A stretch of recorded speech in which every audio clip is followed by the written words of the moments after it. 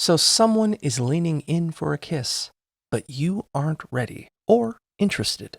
Here's how to say no. Start by being firm but respectful. Let them down easy by saying, "I'm flattered, but I'm not interested."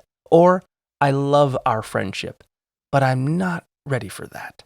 If you're with a partner, just gently shake your head no, or look away for a few seconds to signal you aren't in the mood.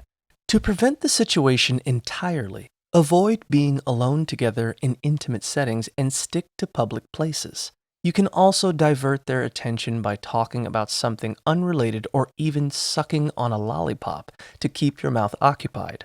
If they still move in, give them the cheek by tilting your head slightly to the side. As a last resort, you can make an excuse like having a cold or even bad breath, but remember that being honest and straightforward is the best way to set a clear boundary. Above all, do not let anyone pressure you.